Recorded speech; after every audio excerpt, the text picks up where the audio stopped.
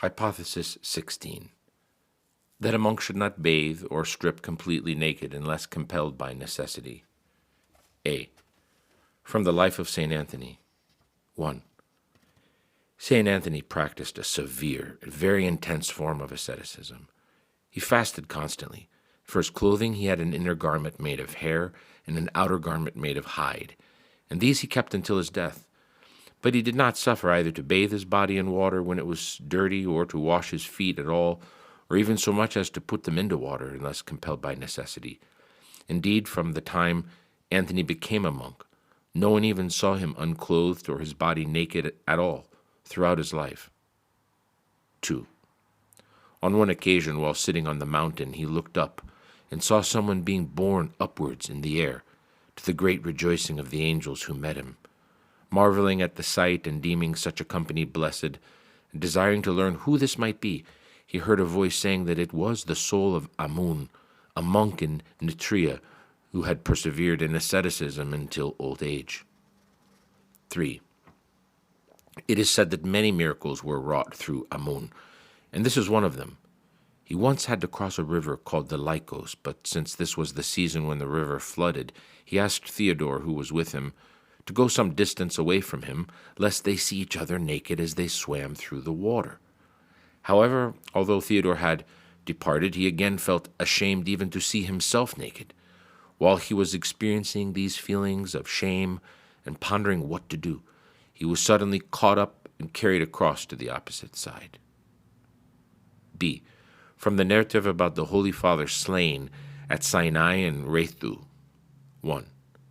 After the barbarians had killed many of the saints, while passing through the desert, they saw a verdant oasis luxuriant with trees, to which they immediately ran as fast as they could. 2. When they reached the oasis, they came across a small dwelling in which a young lad lived in asceticism. His magnanimity and courage were admired even by these barbarians. He refused either to point out to them certain monasteries which had escaped their notice, and thereby escaped death, for the barbarians had promised not to kill him if he gave them this information, or to depart from his cell. Nor did he consent to take off his tunic, the sole garment covering his nakedness. He told the barbarians, "It would be an act of betrayal for me to inform on those who are able to escape, and if I were to submit to any compulsion whatsoever, I would be cowardly. Those who practice asceticism should be characterized by magnanimity, and it is not right to give way to fear or threats, even if they seem to pose great danger. For if we get into the habit of yielding to such, we are on the way that leads to greater falls and cowardice. Once it has learned to control us, it orders us to despise great virtues and subsequently to betray even the true faith itself, when the fear of horrors to come finds a man's will already beset by cowardice." 3. If I now find it easy to relinquish my freedom of will, he went on, fearing lest I shall soon die, will I not the more easily desert to the side of impiety when threatened by ill treatment and tortures, having accustomed myself to preferring freedom from pain to what is beneficial for me? 4. So, now that you failed to obtain what you were hoping for, do not shrink from doing what you wish. I will neither indicate the places in which the ascetics dear to God dwell, although I know where they are, nor come out of my cell even if you order me to do so. Nor, as long as I am still conscious and in control of myself, will I remove my garment, lest someone see me naked and behold my body, which I have hitherto not seen with my own eyes. After I am dead, let each man do with me whatsoever he wishes, for in that case the blame will rest with the perpetrators on account of their savagery, and not with the sufferer, who, being dead, has no free will. 5. Therefore I shall die inside my cell clothed, as I have resolved, and I shall not do anything contrary to my better judgment, or hand myself over as a slave. I shall be slain in the arena in which I have contested, and this cell will become my grave. Having previously received the sweat that I shed in my struggle for virtue, it will now receive the blood that I am going to shed in martyrdom. 6. Unable to tolerate the young monk's candor, and enraged by the nobility of his mind, the scoundrels thrashed him with as many blows as his body could sustain. For each of the barbarians, wishing to unleash his own anger against him, reckoned that the stabs already inflicted would not constitute adequate vengeance, unless he plunged his own sword into the lad's body with his own hand, thereby assuaging his anger. 7. The majority of them withdrew after wounding the courageous youth, either when he was already dead or while he was still alive, convulsed with rage because that feeble body of his did not suffice for them to visit greater punishments on it. C. From the life of St. Ioannikios the Great. 1. Evstratios, the abbot of the holy monastery of Agavron, together with several other monks, once visited the wondrous Ioannikios, and they spent their time in conversation about spiritual matters. A certain ascetic by the name of Elias, a neighbor of St. Ioannikios, offered hospitality both to the great saint and to Evstratios and his party. 2. In the meantime, the great saint, denouncing the vanity of life and showing by his words both its instability and its unreliability, exhorted his listeners in general to keep away from the cities and the villages. But he told Elias that it behooved him to do so more than the rest. "Have no fear for me in this regard, Father Ioannikios," he said, citing by way of further assurance the many years that he had previously spent as a hermit and his avoidance of contact with worldly people. 3. 2 days after the saint had spoken these words, that same monk Elias came to him and asked for a blessing to go to a spa on account of a disease that had befallen him. He refused to give Elias such a blessing. However, the latter insisted on going, and eventually, condescending to this brother's weakness, the saint sent him on his way. 4. However, on arriving, Elias could scarcely bear even to approach the surface of the hot springs, and fainted. Some people who happened to be there lifted him up and put him to bed in one of the monastic cells near the mountain. Around the middle of the night he departed from this cell for the desert, so thankful for his previous ascetic labors, the remembrance of which, keeping him from abandoning the desert for the care of his body, brought about, oh the wonder, his bodily cure. D. From St. Ephraim. An ascetic monk should not wash his body or his feet in a sensual manner, as do hedonistic, worldly people. For just as the latter hunt after pleasures through bodily adornment and fine clothing, so also the struggler for piety resists the pleasures that mitigate against his way of life by means of their opposites, that is, by disregard for the body and its outward adornment. E. From St. Isaiah. 1. If you are visiting a brother and grow weary while en route, and you wish to anoint yourself with a little oil on account of the labor of the journey, anoint only your feet, uncovering them with modesty. However, do not allow your body to be anointed with oil except out of necessity or in the case of illness. 2.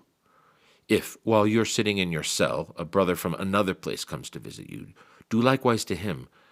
That is, anoint his feet and say to him, "Do me a favor and take a little oil and anoint yourself with it," so that he can anoint his body in private. 3.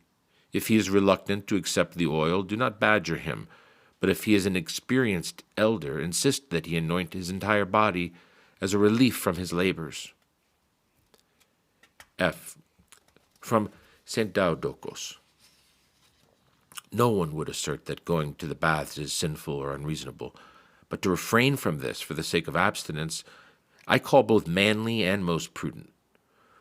For if we avoid bathing, neither does that pleasurable moisture enervate our body, nor are we reminded of Adam's inglorious nakedness, so that we have to provide ourselves with leaves, as he did, to cover our shame a second time. Indeed, since we have just recently escaped from the corruption of the world, we ought to cleave through bodily chastity to the beauty of self-control. G. From the Gerontikon. 1. Abba Palladios related the following story to us. I once went to Alexandria with Abba Daniel for some need, There we encountered a young monk coming out of the public baths where he had bathed. Daniel groaned and said to me, "Do you see this brother? The name of God will be blasphemed because of him, but let us follow him so that we might see where he is staying." 2. So we followed him and entered his lodgings behind him.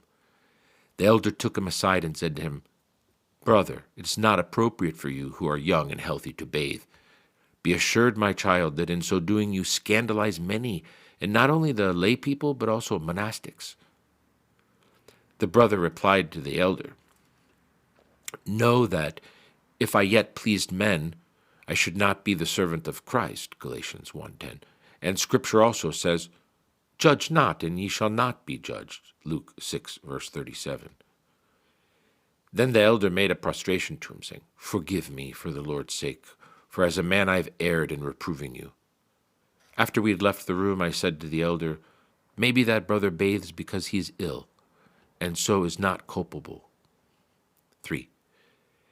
The elder groaned and wept, saying, "The truth will inform you, brother, that I saw more than 50 demons circling round him and pouring filth over him. I also saw one Ethiopian woman sitting on his shoulders and kissing him, and another in front of him boxing him on the ears and instructing him to act shamelessly, as well as demons dancing around him and gloating over him. Yet I did not see his guardian angel either near him or far away from him.